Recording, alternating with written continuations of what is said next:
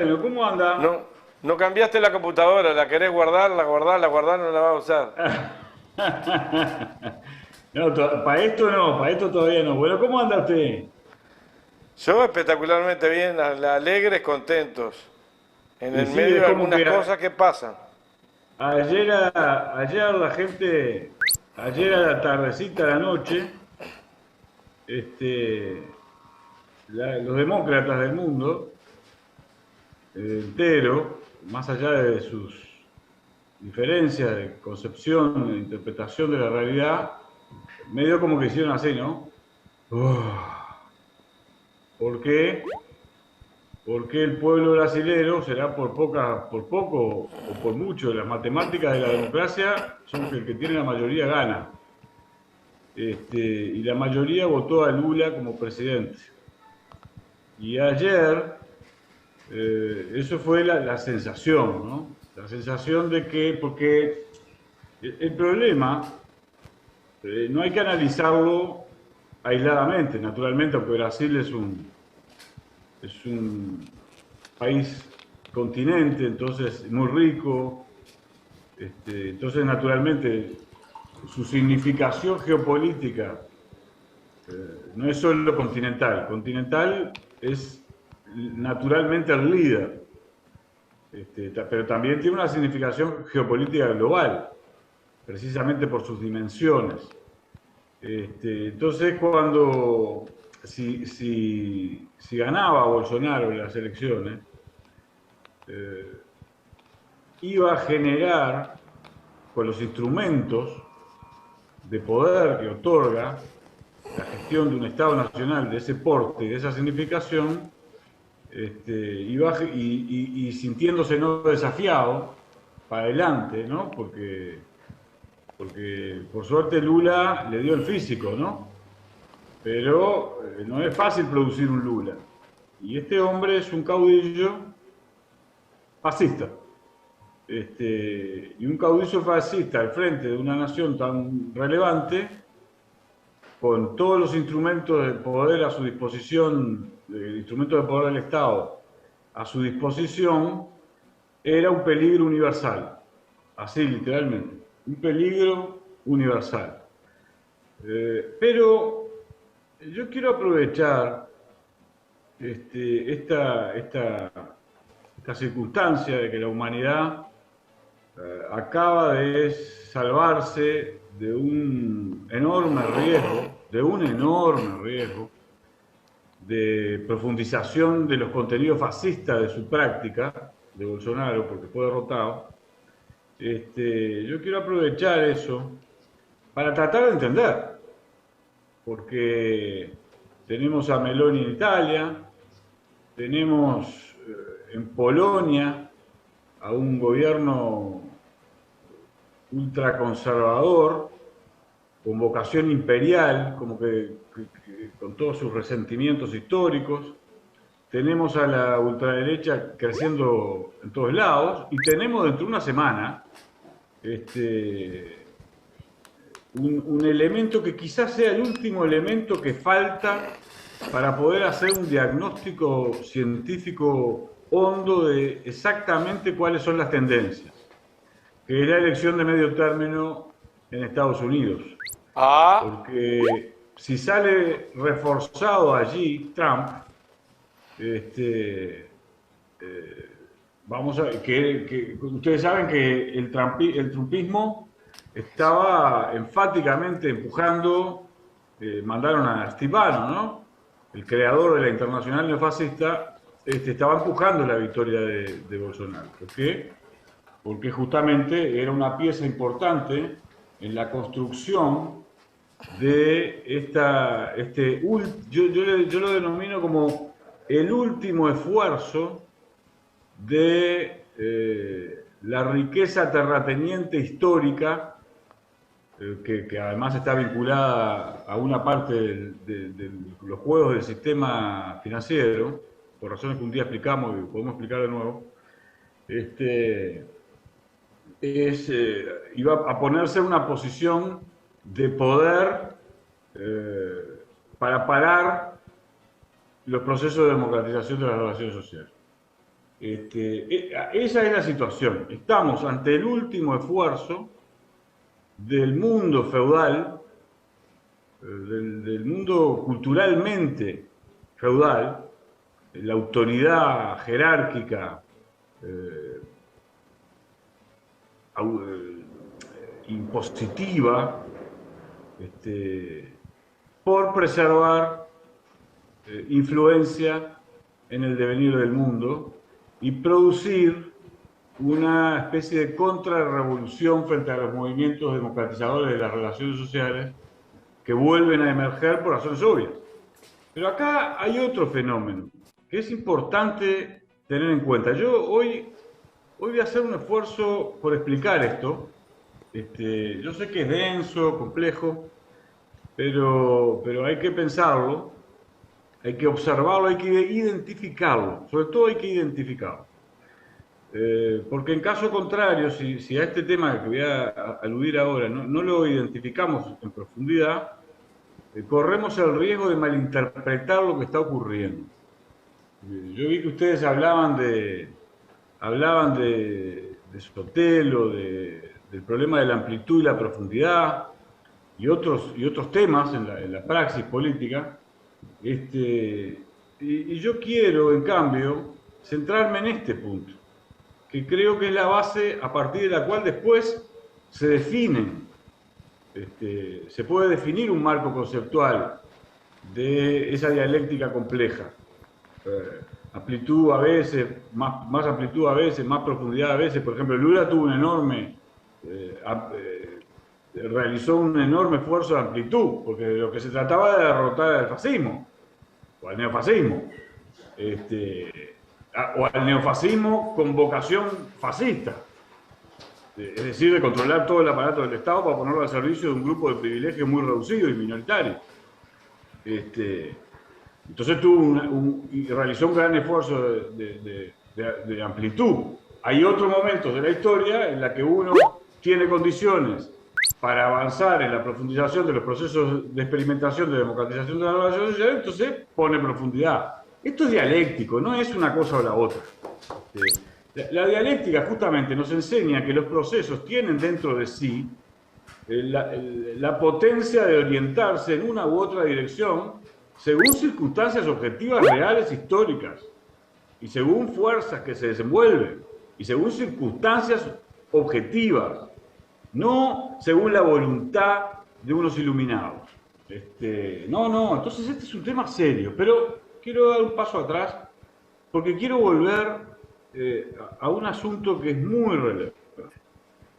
El neofascismo y todas las formas de ultraconservadurismo están teniendo una potencia de intervención en la realidad mundial muy, muy influyente. Como dijimos, representa a unos intereses de clase y a unas tradiciones y a unos intereses económicos. Representa esencialmente a la renta de la tierra, que como en algunos momentos produce enormes, ingentes cantidades de capital, luego con ese capital interviene también en otras esferas de la economía mundial, en particular a partir del sistema financiero en todo el sistema creado de la ingeniería de bonos, acciones, etc. Y por lo tanto acrecienta su poder, porque cuenta con muchos recursos para participar de eso. Pero, dije hace un ratito, y ahora voy a ese punto, que quería hacer notar un problema. Un problema que, dicho sea de paso, explica la actitud de algunos liberales que deciden aliarse con el neofascismo. Liberales conservadores, pero liberales que sienten la tentación, y lo hacen en todo el mundo. El PP de España ya gobierna con Vox en algunas regiones y así infinidad de casos, sienten la tentación de aliarse con estos sectores ultraconservadores que están dando la última batalla por preservar sus privilegios frente al mundo que viene, en el que sus privilegios efectivamente serán desafiados por los procesos de democratización de las relaciones sociales. Podemos hablar de la burguesía clásica. Una parte de la burguesía clásica prefiere lidiar con el neofascismo antes que con la izquierda, que procure experimentar procesos de democratización de las relaciones sociales. ¿Por qué ocurre esto? Y miren que esto explica en buena medida las altas votaciones, porque si el neofascismo fuese aislado por todo el resto de los intereses sociales, de las clases y de los intereses de los partidos, del sistema, no constituirían un problema grave. Pero el problema es que no está ocurriendo eso. Y ustedes lo ven en los medios de comunicación, se ve en todos lados. Se ve en todos lados, en todas las esferas de la vida, se ve a los liberales conservadores orientados a facilitarle las cosas al neofascismo para frenar procesos de democratización de las relaciones sociales, utilizando cualquier instrumento. ¿Y por qué? Ahí está la clave, la pregunta clave para identificar correctamente la realidad a los efectos de, después sí, tomar definiciones tácticas y estratégicas. Pero primero hay que identificar la realidad. Y este es un asunto serio. Las burguesías nacionales están en crisis profunda, en la mayoría abrumadora de los países, porque no pueden competir con las corporaciones que tienen una gran capacidad de influencia y se quedan con la mayoría de los mercados, desplazando a estas burguesías nacionales. Entonces estas burguesías nacionales están como desorientadas, se sienten impotentes por sí mismas, porque no han tejido alianzas. Por ejemplo, ¿cómo es posible que el proceso de integración de América del Sur no se haya realizado todavía? Y que estas burguesías hayan sido factor sustancial de la promoción de esos procesos de integración para generar empresas de escala capaces de competir en el mundo, con capacidad de innovación, de tecnologización, de incorporación de tecnología, acceso de capital. ¿Cómo es posible? ¿Cómo es posible? Bueno, porque en algún momento, digamos, tiraron la toalla esta burguesía nacional y empezaron a actuar como gerentes de grupos de capital corporativo monopolista imponentes en su capacidad de influir. Y eso lleva a muchos sectores de la vida nacional de los países frente a la crisis del Estado-Nación por esta causa, entre otras, porque ya no tienen capacidad de decidir regulatoriamente procesos que las beneficien, por ejemplo, el modelo de sustitución de importaciones, que las beneficien frente a la competencia externa, porque si eso ocurre, vienen procesos coercitivos de ese capital internacional, entonces caen las bolsas, cae la moneda, se llevan los capitales, te generan procesos coercitivos para hacerte implosionar como país. Y, naturalmente, frente a la crisis, la gente reacciona por cualquier lado diciendo esto no. Ojo que esto fue muy influyente en la votación de un porcentaje muy importante de clase media de Sao Paulo y de Río de Janeiro. Muy influyente. Entonces hay que entender este fenómeno, hay que entenderlo en profundidad y no en abstracto. Hay que estudiarlo. Primero para definir si es irreversible o si es irreversible. Porque si es irreversible, entonces hay que concebir una solución al problema con la creación de un sujeto, la creación político-institucional, político-económica y político-jurídica de un sujeto que logre que los países puedan ser políticamente autónomos y tomar decisiones ellos en función de los intereses de la comunidad política que integra esa nación. Si tú observás las propuestas de una economista que se llama Mazzucato, al que el Papa Francisco ha apoyado mucho y ha tratado de proyectar para que sea influyente, para que su influencia en el debate sea mayor, observarás cómo esta economista está tratando de encontrarle la vuelta. Pepe Mujica, que mantuvo conversaciones con el Papa Francisco y posiblemente también con la propia Mazzucato, aunque no tengo este dato confirmado, en algún momento también habló de la alianza entre el Estado y grupos de empresas regionales, pero no ese tipo de alianza basada en que el Estado les da recursos en los periodos difíciles, en los periodos en que se preparan para competir, y después cuando ocupan espacios importantes en el mercado, empiezan a ganar dinero, se llevan todo el dinero los accionistas de esa empresa y no obtiene por ello ningún recurso del Estado. Entonces el Estado a su vez no tiene recursos suficientes para pagar la educación gratuita de calidad y seguir estimulando la innovación y la ciencia para que se sigan desarrollando esas empresas competitivamente en el mercado mundial. Entonces hay gente pensando esto. ¿Por qué hay gente pensando esto? Y bueno, porque es un problema clave. Es un problema clave. La crisis del Estado Nacional jerárquico clásico es el resultado de que se ha constituido ya de forma sistémica y muy entretejida un mercado global. Un mercado global. Y entonces en ese mercado global, naturalmente, los grandes competidores tienen una mayor capacidad de concentración y de desplazar a los demás. Y los grandes competidores en general están en Estados Unidos, Alemania, Francia, Japón y China, ahora, desde hace poco. Que ese es otro problema que no vamos a analizar hoy, porque nos llevaría por caminos que pueden distraer la atención sobre el problema principal que quiero señalar. El problema principal que quiero señalar es que tenemos que entender con mucho rigor, cómo estos problemas que estoy apenas presentando influyen en el sentido social, en el sentido común social. Que eso es lo que explica por qué votan a Bolsonaro.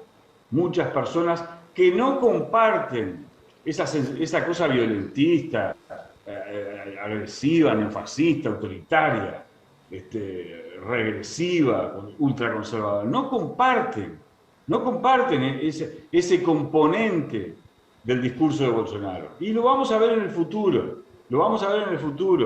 si Lula logra cambiar ese clima por otro clima de cooperación social para encontrar soluciones a los problemas más urgentes de Brasil. Vamos a ver cómo disminuye su influencia. Ahora, el problema está ahí. Hay sectores importantísimos de la sociedad que, aun cuando no comparten ese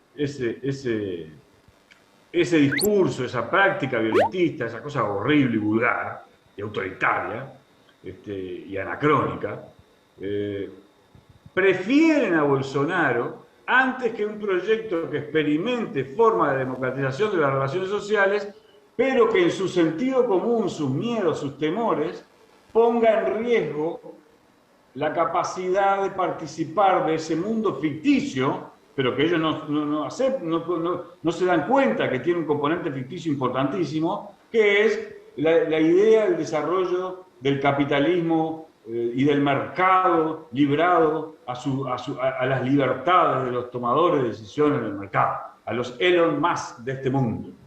Es una cosa ridícula y vulgar, ¿sabes? Porque no es así.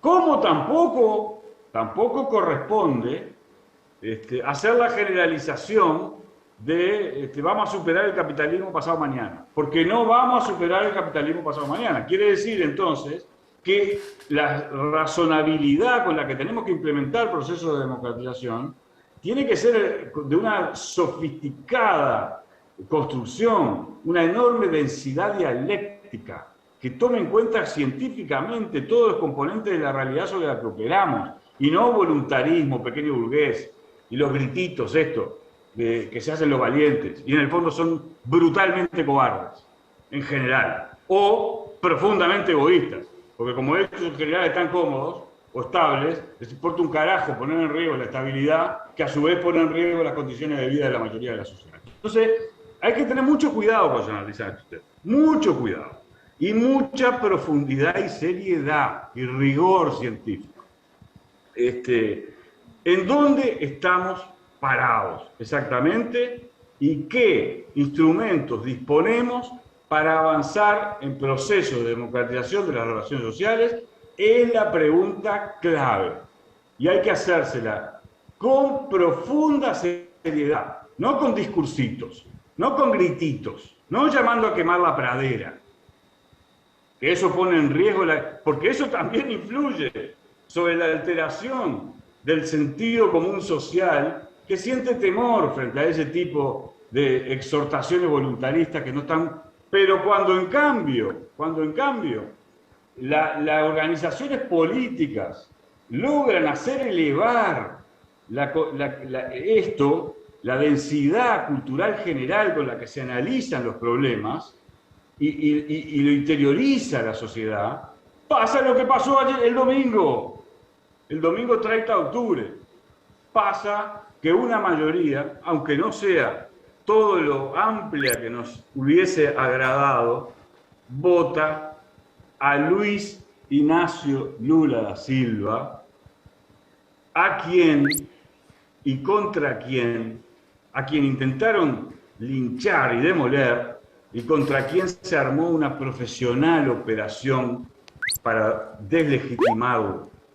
Porque cuando la gente asume con cariño y respeto que hay una figura que la representa, eso es un peligro para los grupos de privilegio. Eso es un peligro tremendo para los grupos. Y entonces intentaron destruirlo. Por cosas de las que no es responsable un individuo, ni un partido. Por problemas estructurales de Brasil que Brasil no ha podido resolver. Porque naturalmente hay gente tratando de influir en Brasil para que no lo resuelva, porque se benefician ellos de que no lo resuelva Brasil. Como por ejemplo, de cómo se organiza la producción económica y la distribución de poder a los efectos de que Brasil pueda desenvolver procesos de desarrollo sostenible que a su vez le permitan implementar procesos de democratización de las relaciones sociales. Mucha gente muy interesada en que no pase esto. Como hay mucha gente muy interesada en que no pase esto en la India, como hay mucha gente muy interesada en que no pase esto en Sudáfrica. Sin embargo, los pueblos, cuando piensan, cuando elaboran teóricamente y a su vez se organizan y participan de la vida política y de las luchas sociales de modo unitario, inteligente, y construyen afectividad y habitabilidad, y no destruyen los espacios para quedarse ellos con los espacios expulsando a la gente. Cuando no hay esas prácticas